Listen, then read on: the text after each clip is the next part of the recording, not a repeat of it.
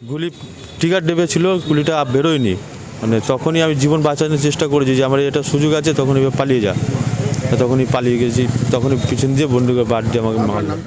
বীজপুর থানার কাঁচরাপাড়া পুরসভার ৪ নম্বর ওয়ার্ডের কুলিয়া রোডের বাসস্ট্যান্ড সংলগ্ন টোটো স্ট্যান্ডে এক টোটো চালকের মাথায় পিস্তলের বাট দিয়ে আঘাত করার অভিযোগ ওঠে স্থানীয় এক দুষ্কৃতীদের বিরুদ্ধে। ঘটনাটি মঙ্গলবার রাতের। পুলিশ রাতেই ঘটনায় অভিযুক্ত ইব্রাহিম মণ্ডল ওরফে দীপুকে গ্রেফতার করেছে। ধৃতের কাছ থেকে একটি আগ্নেয়াস্ত্র ও 2 রাউন্ড কার্তুজ উদ্ধার করেছে পুলিশ। স্থানীয় সূত্রে জানা গেছে, ওই দিন রাতে টোটো স্ট্যান্ডের কাছে দাঁড়িয়ে এক মদ্যপ যুবক গালাগালি করছিল। টোটো চালকরা ওই মদ্যপ যুবককে সেখান থেকে সরিয়ে দেয়। অভিযোগ, মিনিট 10 বাদে ওই যুবক ফের হানা দেয়। টোটো চালক নেপাল দাসকে লক্ষ্য করে 2বার গুলিও চালায়, যদিও গুলি না বেরোনোয় প্রাণে বেঁচে যান ওই টোটো চালক। তো একটা ছেলে রাত্রির এখান থেকে এদিক দিয়ে আসলো, ছেলেটা এসে চিনিও না তাকে। আমি এখানে প্রথম ট্রিগার জ্বালায়, গুলি চালায়, লাগলো না আমার গায়ে। আমি তো জীবন বাঁচানো, 2বার মেশিন টেনেছিল, আওয়াজ হলো ফাঁস ফাঁস করে।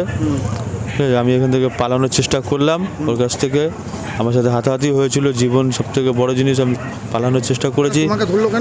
আমি এটা বলতে পারি না, বুঝতেও পারিনি কি জানো কী করে এসছে, কি আগে কিছু হয়েছিল নাকি। আমার সাথে তো কোনো ঝগড়া হয়নি, আমাকে বন্দুকের বাট দিয়ে মারলো মাথায়।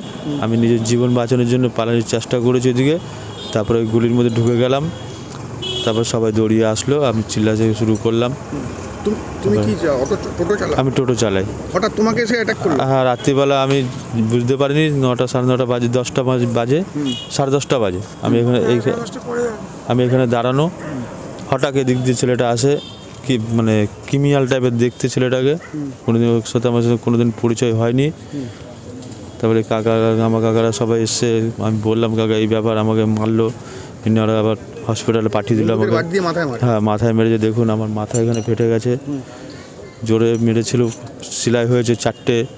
আতঙ্কিত, মানে এখন মনে নিজেকে বুঝতে পারছি না যে কি হয়েছে আমার সাথে। আমি তো তাকে, আমার তো পুরনো কারোর সাথে দুশ্মনী নেই। আমি বুঝতে পারছি না কী হয়েছে আমার সাথে, আমাকে যে কীভাবে মারলো, কী কারণে মারলো। আমি বলতে পারবো না, এটা সেই বলতে পারবে যে ওর সাথে হয়তো 2 দিন আগে ঝগড়া হয়েছে কারোর সাথে নাকি। আমার মতন দেখতে অনেক কেউ আছে, মনে হতে পারে।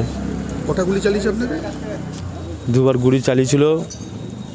2বার গুলি চালানোর পরে গুলিটা বেরোয়নি, ফায়ারিং হয়নি, ট্রিগারটা আওয়াজ হয়েছিল। আমি নিজের জীবন বাঁচানোর জন্যে ওর সাথে আমি হাতাহাতি করে আমি লাস্টে পালিয়ে যাই আমার গুলিতে।